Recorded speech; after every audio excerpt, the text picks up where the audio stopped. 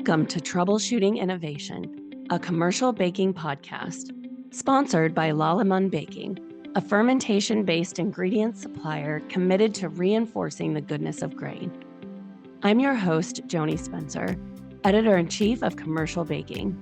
This season, I'm speaking with Julie Miller-Jones, a member of the Grain Foods Foundation Scientific Advisory Board, and Charlotte Martin, registered dietitian and consultant for the Grain Foods Foundation. And we are debunking bread myths to help bakers develop delicious, healthy, grain-based products and help them educate their consumers on the health benefits of bread. In this episode, we close out the season with a discussion around the benefits of grain foods on women's health. Hi, Julie and Charlotte. Thanks so much for spending this final episode with me. Thanks again for having us. So this is, I think I saved probably the most important topic for last, and that is women's health. In doing research on this topic, I kind of discovered how important this is as a woman. So I'm very excited to dive into this with you. So the first thing I want to talk about is something called shortfall nutrients. And these are the ones that Americans typically underconsume. So my question for you both is, why is it so important for women to know and understand the shortfall nutrients? Yeah. Oh, yes. The shortfall nutrients are the nutrients that many Americans are just not getting enough of. And this includes nutrients like calcium, potassium, fiber, vitamin D. And so it's particularly crucial for women to be aware of these shortfall nutrients because women have unique nutritional needs at different stages of their life, whether it's during childbearing years or pregnancy or lactation. So for example, getting enough folic acid is essential for women of childbearing age to help prevent birth defects. And then iron supports healthy blood cell production, which is crucial given that women can lose a significant amount during menstruation. And so bread and grains in general play a significant role in this context. They contribute to our overall diet quality by providing these key essential and shortfall nutrients. Enriched grains, for example, are a top source of folic acid in the American diet. And then refined grain foods actually account for almost 40% of the dietary fiber intake in the American diet. And the absorbable iron. The iron is more absorbable from a refined grain than it is from a whole grain.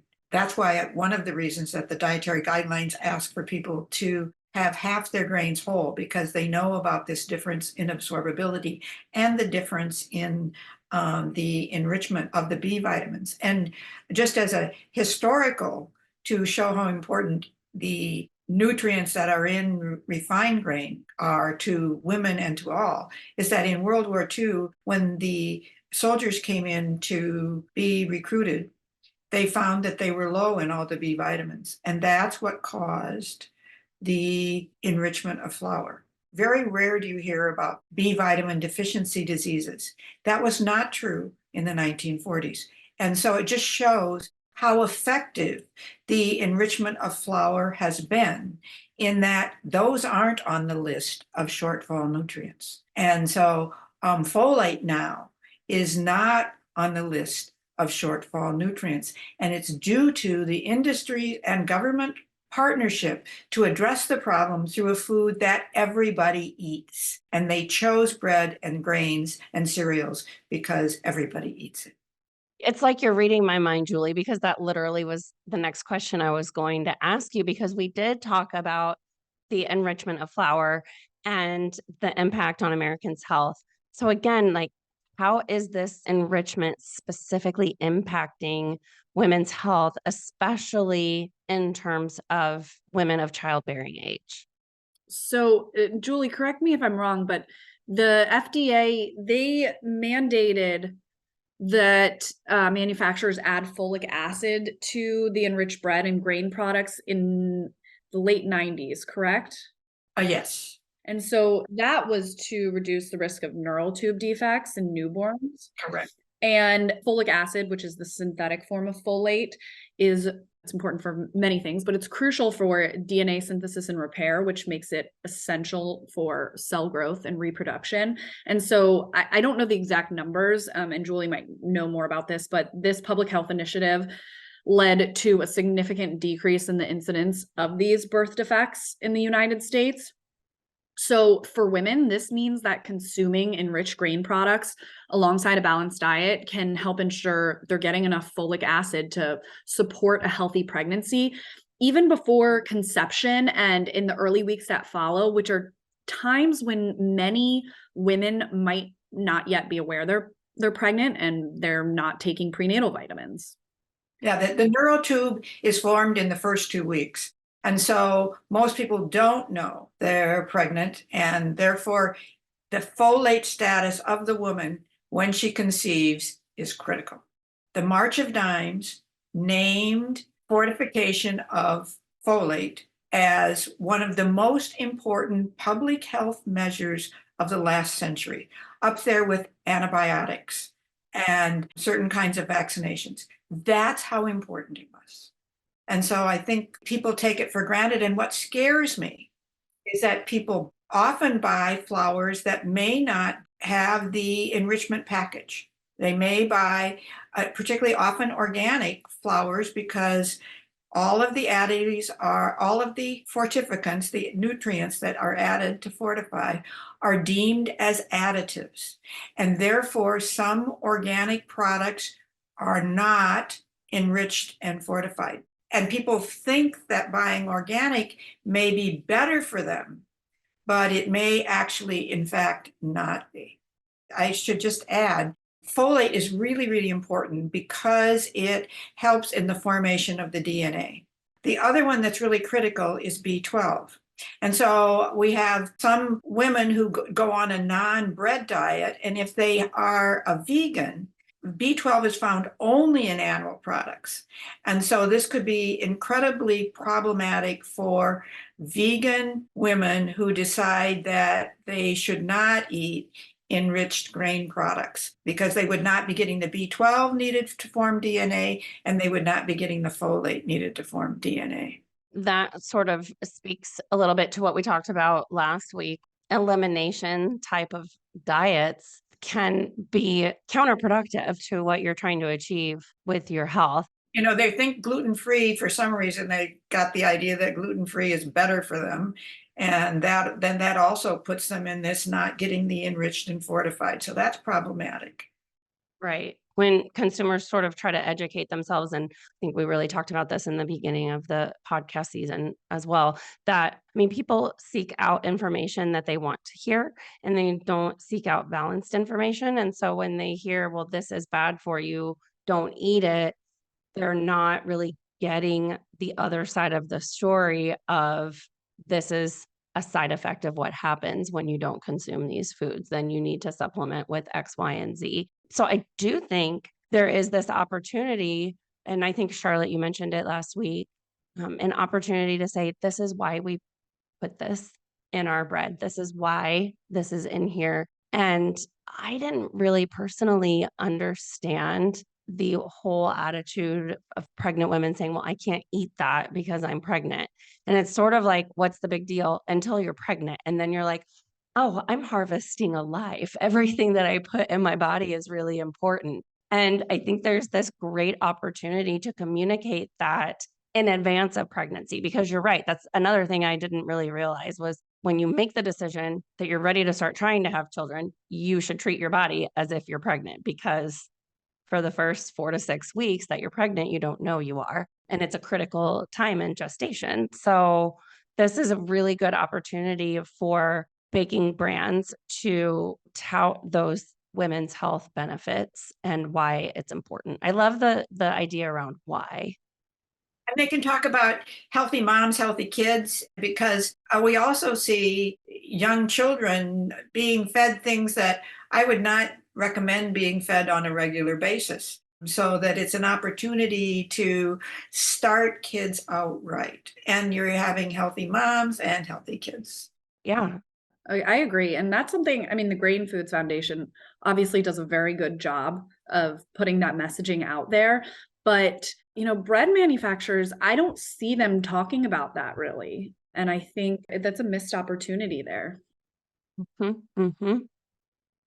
Okay, so we have talked several times about protein and how it's really popular in diet and food culture these days, especially like last week talking about sandwiches and the types of meat that you add to a sandwich. But I feel like fiber is sort of having a bit of a moment too, and I say that as a 52-year-old woman, that I'm hyper aware of fiber these days. Why is this nutrient so important for women? And what would you say are the benefits of bread and other grain-based foods in terms of fiber? I first like to say that we have got it so wrong in that the average man gets 30% more protein than he needs, and the average woman gets 12 to 15% more protein than she needs. And yet everybody thinks protein's good for me, protein's good for me. Too much protein can be like anything else. It can be problematic. And yet everybody tries to get more protein and they say they're trying to get more fiber, but they don't. And partly they don't because they don't know where to find it. In some surveys, believe it or not, if you ask people, these were one with an MD, where they asked them where to get fiber, they said meat because they could see the fibers. So we talk about muscle fiber, and that confused people. Dietary fiber is not muscle fiber. Even the doctors got it wrong. So dietary fiber is only from plants. We have to tell people that. The major source in the US diet is not fruits and vegetables, it's grains. And then fruits and vegetables are second. And a lot of people say, well, I eat a lot of fruits and vegetables. Well, they lie there too because they don't. They especially don't think about white bread. An average slice of white bread has 1 gram of fiber in it. If you eat 6 of them, that's 6 grams of the 25 that are recommended. Yeah, I mean, I think the average American gets in only about like half the daily recommended amount, whereas, as Julie mentioned, they get plenty of protein. I do think, though, I agree. I think fiber is finally having its well-deserved moment, at least I hope, this year. And, speaking to the benefits of fiber, particularly for women, so fiber plays a crucial role in supporting digestive health, as we know, also aids in weight management and reducing the risk of chronic diseases like diabetes and heart disease. And heart disease is the leading cause of death for women in the US and can affect women at any age. Also, for women, a fiber-rich diet may help promote healthy estrogen regulation and protect against breast cancer. To add to its role in supporting digestive health, it may also help alleviate, in some people, symptoms of irritable bowel syndrome, which is more prevalent in women than men. So bread and other grain-based foods are very valuable sources of dietary fiber, as Julie mentioned. And, with whole grains, I mean, white as well provides fiber. With whole grains, they retain all parts of the grain kernel, including that fiber-rich outer layer. And so they do retain some more fiber and can contribute greatly to that daily fiber intake. I think that these grain-based products and bread in particular are very important for women's health. But I think we need to do a better job telling people about it because I think you mentioned earlier, if there's a few grains of oatmeal on the top of the bread loaf, people think they've gotten a whole grain bread. Mm-hmm. If it has any color in it, they don't know that could be entirely due to the addition of caramel color. Right. When I did the first whole grain and dietary fiber conference back in 2001, the international one. And I went to people and I said, would you be an exhibitor at our conference? The man is standing in front of all of these boxes of oatmeal. And he said, why would we? It's not a whole grain. He thought because the oatmeal had a light color, it wasn't a whole grain. A lot of people don't know that the white whole wheat has as much fiber as the dark whole wheat. When used to make my son mad when I'd go to the Subway and order a sandwich. They asked me if I wanted the white or the wheat. And I said, well, what's the white made out of? And he says, Mom, just buy your sandwich. But, people don't know that the wheat is not whole wheat. They think that when it says wheat, it is whole wheat. And that's been for almost 25 years. We've been trying to get this message across, and we need to penetrate better because people are still really, really confused about what's a whole grain product. And I think you tapped into something, Julie, saying that we are talking about fiber a lot more, but we don't know how to consume the fiber. And then to Charlotte's point, fiber supports gut health. And I think we're in an era where we're finally can have those open conversations about gut health. And it's not a taboo topic anymore. And there's research that shows the connection between gut health and overall health. So here's another opportunity for baking brands to tout those fiber benefits and how these grain foods can support gut health. If people aren't going to naturally make that assumption on their own. No, they associate because grains can have FODMAPs, and FODMAPs are chemicals which are fermented by the bacteria. They actually it may be good for you, but a lot of fermentation in your gut is uncomfortable. And so some people say, well, I don't eat any bread or grain because it makes me have gas. And I then say, well, okay, do you want colon cancer later or gas now? It seems like when you put the choice that way, that you try to adjust your diet so that you can increase the amount of fiber, that the fermentation and the production of the short chain fatty acids actually make healthy colonic cells. And so our skittishness about gas, I think, is one of the problems that we have in terms of convincing people that this is actually good for you. Yeah. Lallemand Baking is proud to sponsor this season of Troubleshooting Innovation. As a supplier to the baking industry and member of the Grain Foods Foundation, Lallemand is committed to reinforcing the goodness of grain and sharing credible sources of information to communicate the health benefits of bread.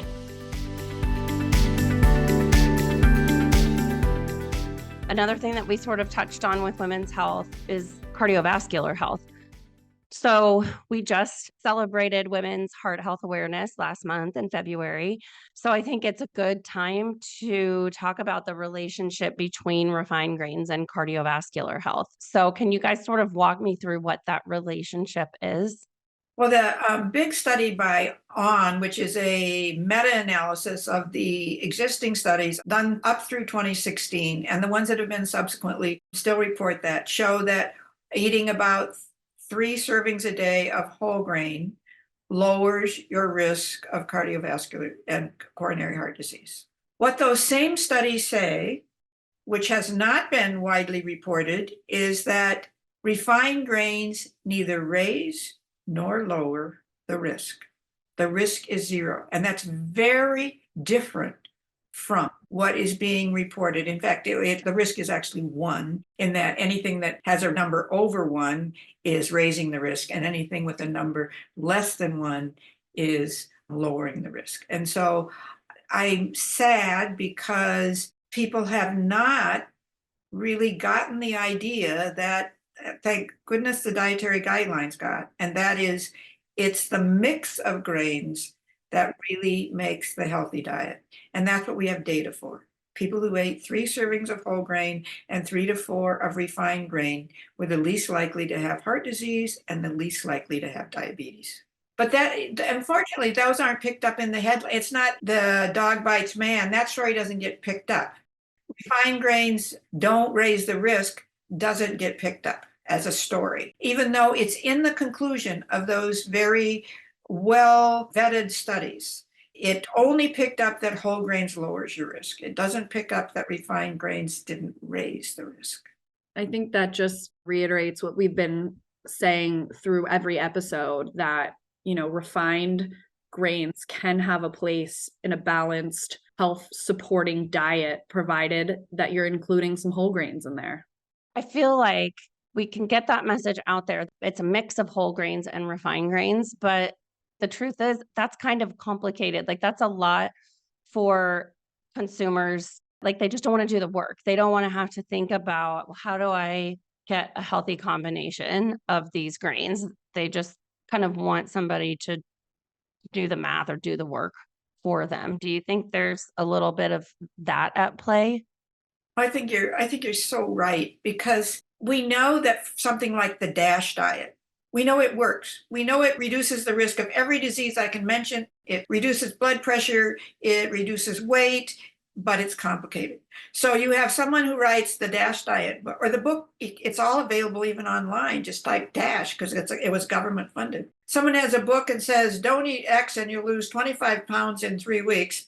It sells like hotcakes, because they just tell you, okay, if you only don't eat this, or you only do eat that this is going to change your life. And until people stop doing the magic lamp kind of, I'll give you 3 wishes if you do my thing, that's not going to happen. And I don't know how we can convince them. If any one of those diet books worked, you wouldn't need any of the rest of them. Everybody wants to have lost the weight yesterday. And that's what the book promises, this really, really fast weight loss, this really healthy children. It makes those promises. And the government's not going to promise that if you eat the DASH diet, you won't have any of these. It reduces your risk, but they want us to believe the fairy tale-ness of it, I think. To add to that, and I don't know, Julie, you might disagree on this, but I think when it comes to grains in particular and that messaging, not making it complicated and continuing to focus on telling consumers to make half their grains whole. I think that's really clear, easy messaging. It doesn't seem like we have a refined grain intake problem in that, most people get enough of the refined grains. It's really focusing on getting more whole grains in their diet, keeping that messaging simple, like we have been. No, I couldn't agree with you more. And maybe the bread industry isn't going to like this. There are people who eat way too many grain servings, and they're not whole grains. So we need to talk about half your grains whole, and then right sizing all your servings of food to meet your caloric need. That's a message that's a hard sell. It's really a hard sell. Mm-hmm. But that's where, these manufacturers could really help with creating these breads that are either like half loaves or smaller sizes. I think the smaller size options are just wonderful. And also, I think to really encourage the regular slice of bread rather than the supersized slice of bread may be also helpful in terms of getting the health message across. Right. And that's what we talked about in the very first episode, was that portion size and serving size are really important. Yeah, I think it's, what we've been discussing, just trying to not necessarily like completely removing enriched flours from their products, but trying to incorporate more whole grain flours into their products, and then adding ingredients like seeds, nuts can also enhance that nutritional profile, provides, healthy fats, fiber, and protein, and then reducing the amount of sodium if it's a higher sodium product could also be beneficial, and added sugar as well. So from a formulating standpoint, do you have any thoughts on what bakers can do to make their products more heart-friendly? Since only 4% of the population meets the fiber requirement, and we have a huge fiber gap, even in the quintile that's eating the most fiber, if people could look for some higher fiber varietals, or use some resistant starch, or add grains that are higher in fiber or that contain beta-glucan like oats. Under 1% of men between 19 and 50 meet the fiber requirement. Basically zero. They don't meet the fiber requirement. They don't. They're coming in at about half the amount of fiber that we should need, and women aren't doing that much better. The only group that's doing really even sort of decent, 15% of people my age, old women, meet the fiber requirement. That's because we're close to God, but we'd rather not be quite that close. And so that's the group that meets the fiber requirement. Nobody else does.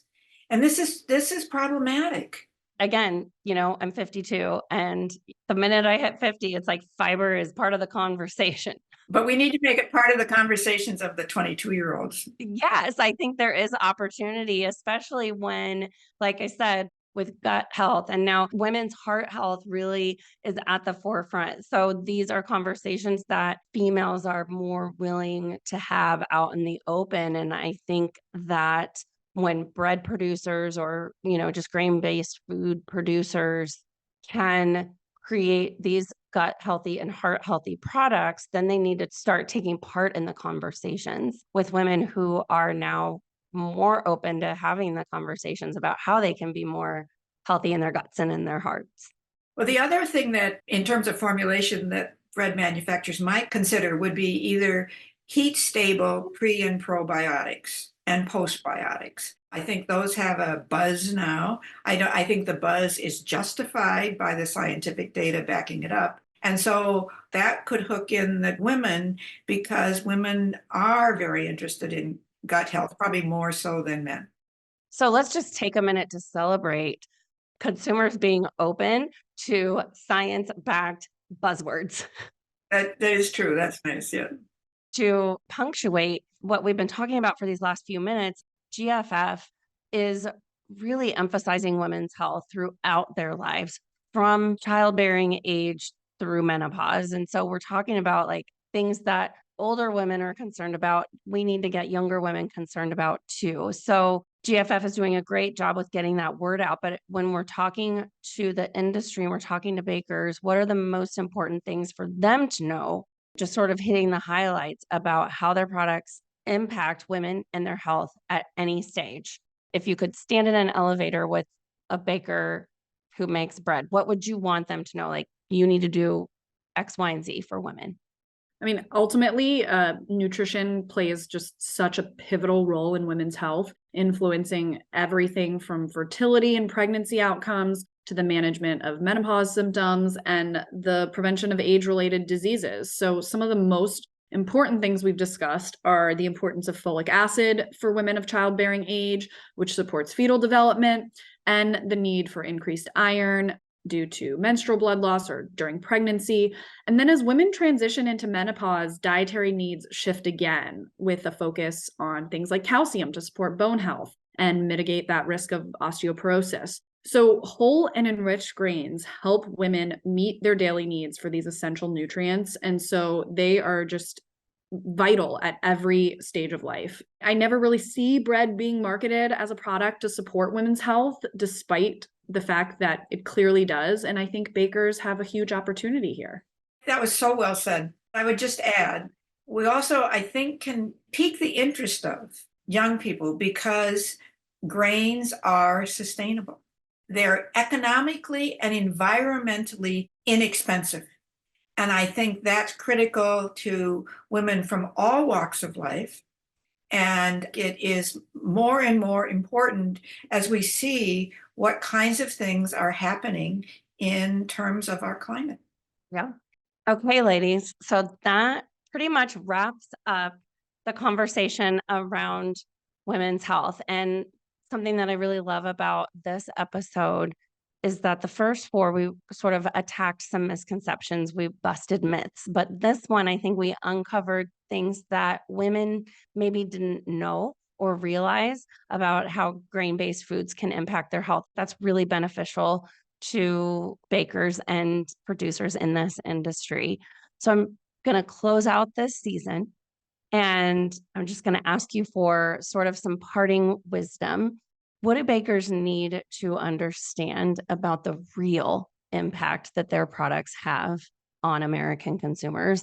If you could impart just one closing piece of wisdom, what would it be? I think my words of wisdom would be to innovate and educate. There's a real opportunity to make bread a health food from a consumer perspective. And that may require some innovation to be able to offer products like we've discussed throughout this series, like smaller, more portion controlled slices, breads made with different whole grain flours and other ingredients like seeds, minimizing added sugars, etc. And then a really important piece is educating consumers on how bread can and should be incorporated into a balanced, nutritious diet. This isn't just about marketing, it's about meaningful engagement and partnership with nutrition experts like dietitians, especially those who have a platform and can really influence public perception. So I think they have an opportunity here to leverage their expertise to communicate these health benefits of these innovations. I think there's also a missed opportunity. Bread for those of lower socioeconomic background and certain ethnic groups provides a significant number of calories and nutrients. And somehow to get that information out and to build on it, because as we move towards a plant-based, sustainable, nutritious diet, bread has got to be in the forefront. And so ways to leverage that, I think, would be a really, really good strategy for them. And just to tout the benefits of what's there rather than say, oh yeah, well, we make bread.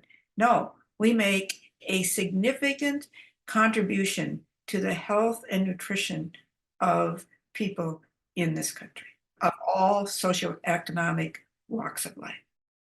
Julie, I can't imagine a better way to close this season than those thoughts. Very poignant, very important. Thank you so much.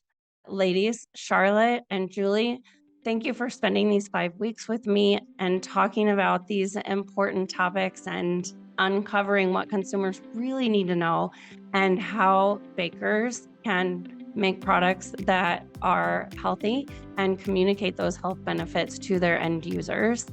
And it's very important to say thank you for your work with the Grain Foods Foundation. There's a lot of good things going on, from communicating the benefits of bread to helping consumers build a better sandwich to helping grains sustain life for women at any stage in life.